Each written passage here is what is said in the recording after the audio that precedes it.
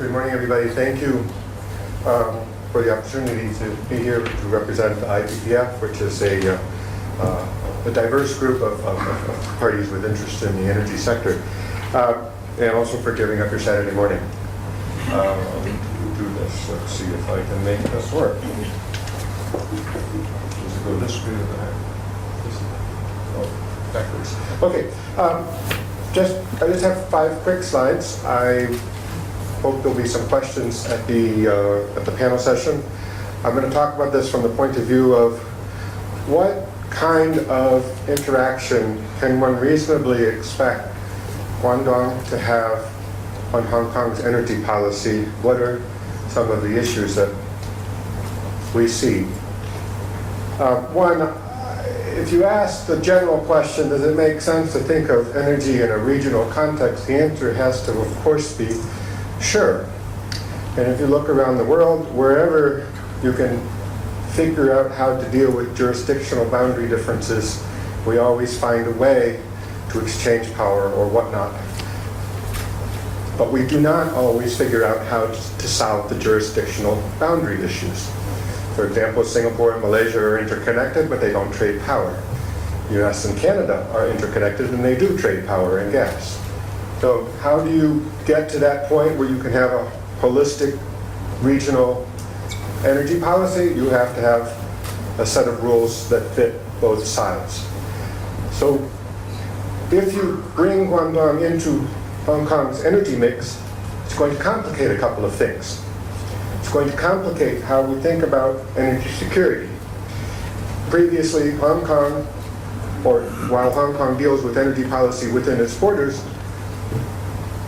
it can internalize all of this. It can decide what level of energy security it wants and how it wants to get it.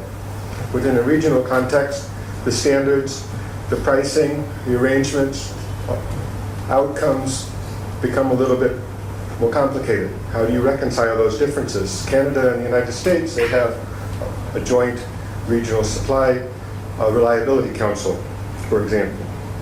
Hong Kong can pay for world-class reliability and get it. And as a consequence, people don't get stuck in lifts.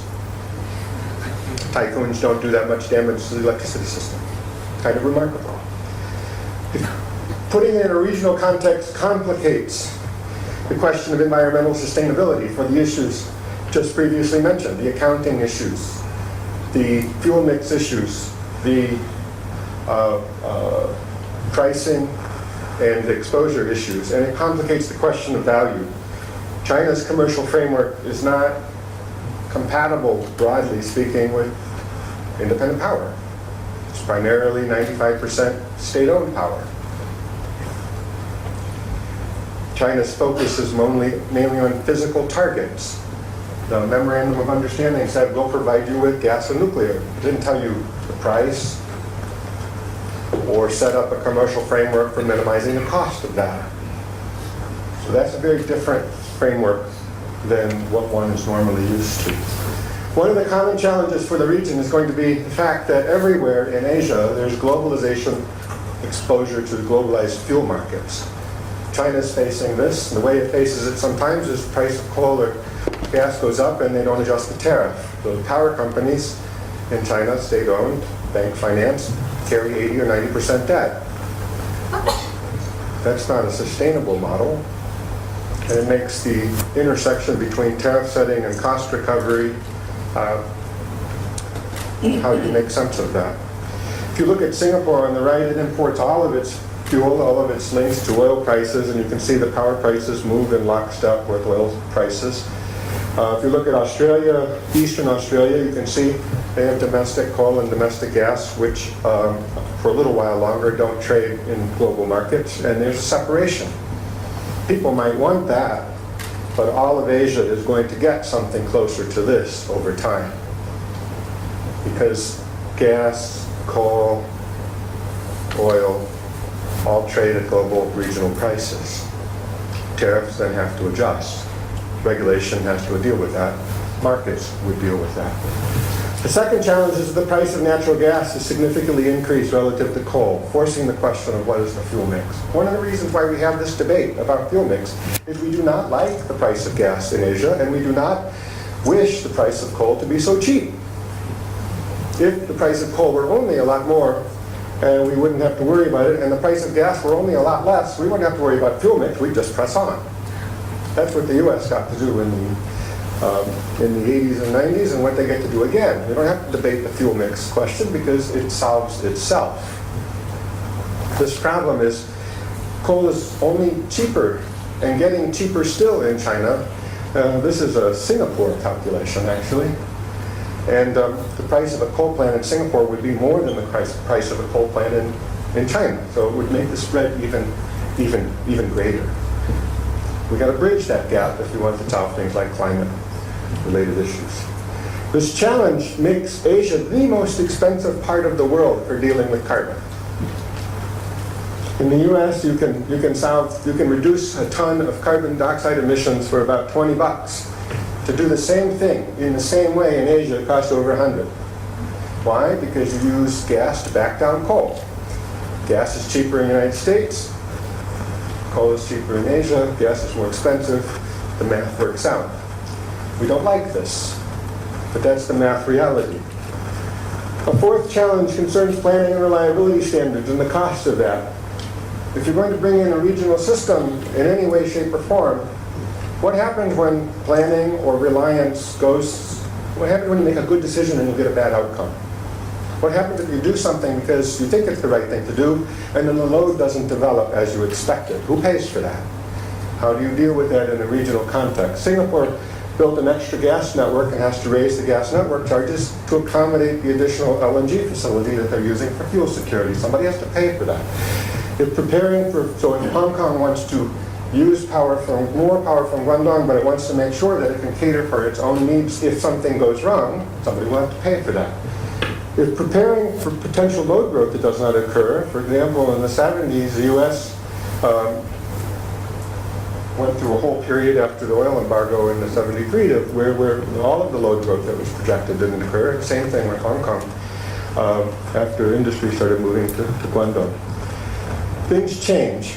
These standards need to be set.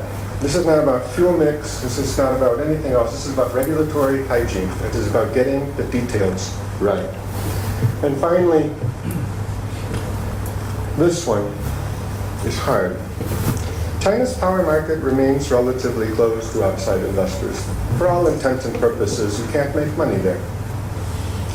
You can't make money there because you can't actually rely on the commercial arrangements that you would require. There aren't quite the same things as long-term contracts. There aren't quite the same things as predictable tariffs. There aren't the linkages between cost, risk, and reward and opportunity that you would look for. So if you wanted a regional market and you thought that by having a regional market you were going to get regional competitive independent power producers to compete, China has some ways to go before that can actually happen.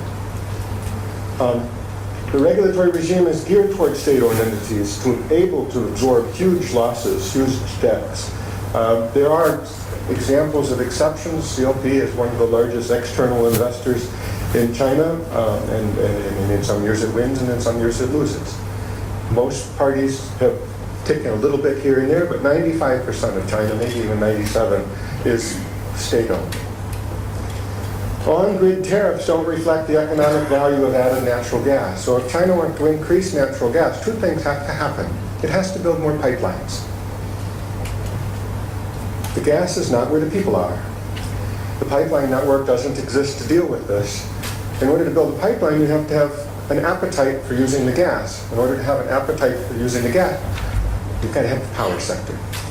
Power sector uses gas.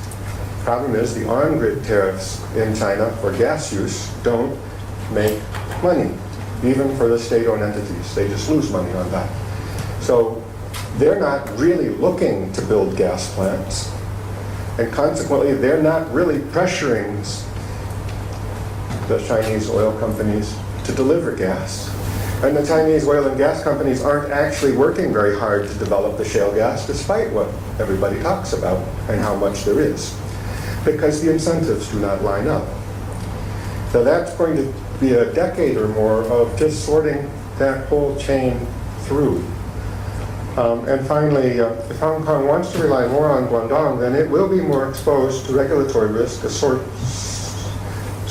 associated with all of these as yet undetermined regulatory frameworks. So lots of reforms are needed in China before you can really rely on it from a commercial point of view. And our view, my view is if you can't rely on something from a commercial point of view, the notion of an integrated regional market is dead on arrival. The idea of being able to think about and plan for and anticipate ways in which to encourage more regional interaction is very, very needed and useful. But the expectations of what can be delivered by when and how and with what effect, we still have, I'm afraid, some ways to go. I got 30 seconds, and then that was my last slide, but I just want to say one last little thing. At the end of the day, there are two regulatory paradigms. One is very centralized, and we call it approvals-based. And one is really decentralized, and it's more merchant or market-based. One is not better or worse than the other. At the end of the day, people tend to think, oh, market's better or whatever. In our experience, there are good elements of markets and there are good elements of regulation. But both die or live on how well they're implemented. And at the end of the day, if we focus on the implementation details, on the incentives, the signals, the planning, the processes and whatnot, you can make an integrated system work extremely well. And Hong Kong has been fortunate to have one for a very, very long time. If you focus equally hard on the decentralized wing, you can do very well. The problems are different, costs are different, the risks are different, expectations are different, prices don't always come down, things don't always go the way people expect. But it's a lot of work to do either one of them correctly. It's not really just an evolution. And there is no optimal fuel mix. So